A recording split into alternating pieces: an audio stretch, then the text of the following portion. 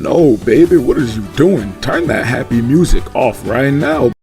Yeah, that's more like it.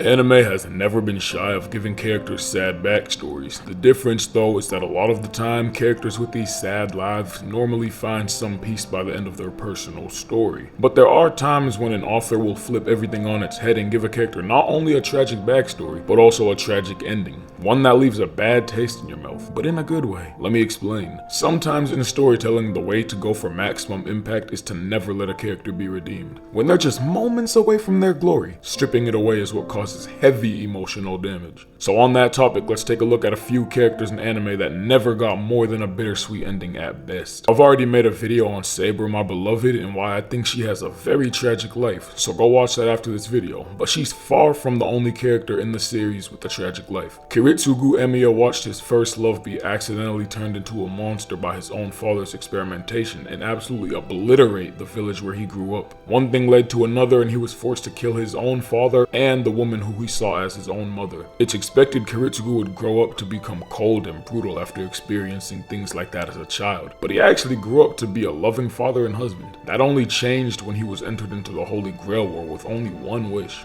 become a hero of justice that can protect the weak and prevent people like his father from ever appearing again. Despite his horrible childhood, he wanted to create a world that would be great for his child, wife, and everybody else in the future. Fight. Fight.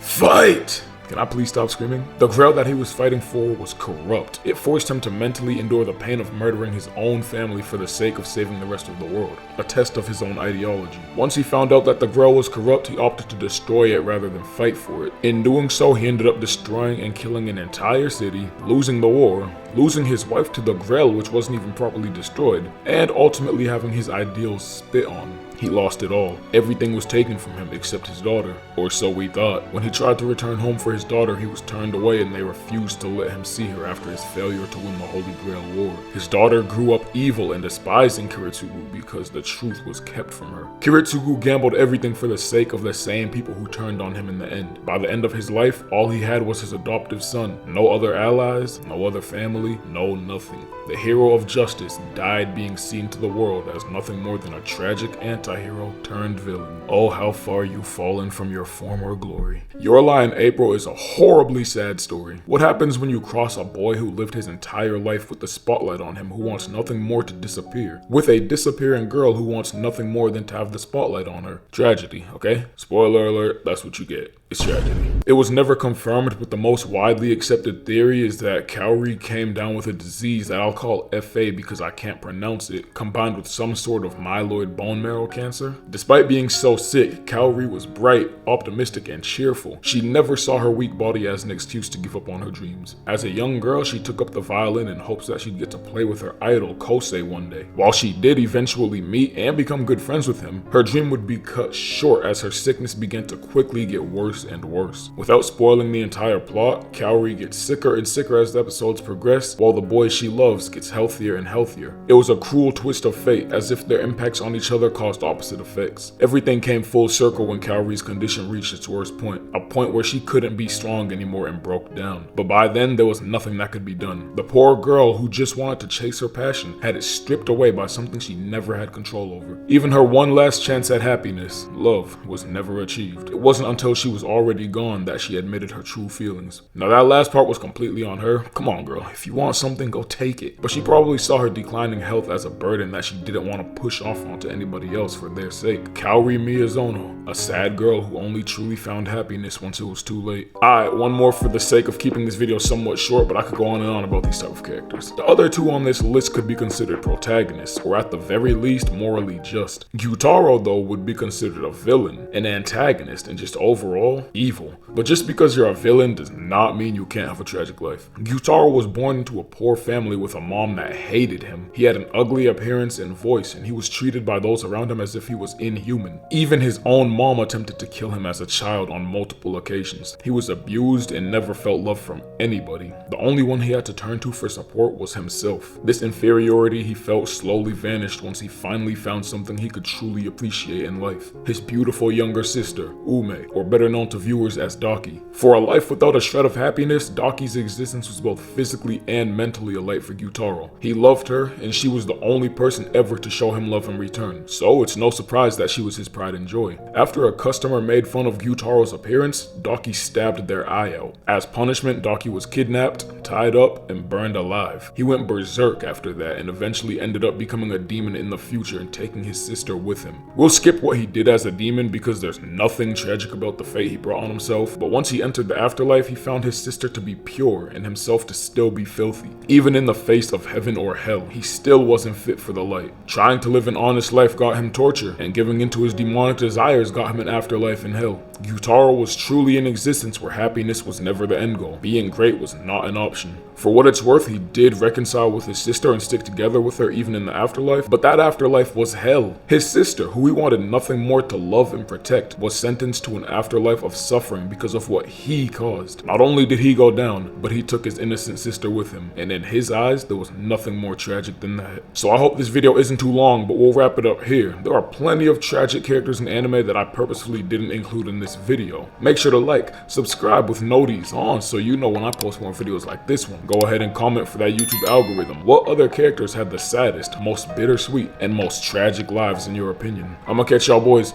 and girls in the next one, alright? We out this piece. Yup.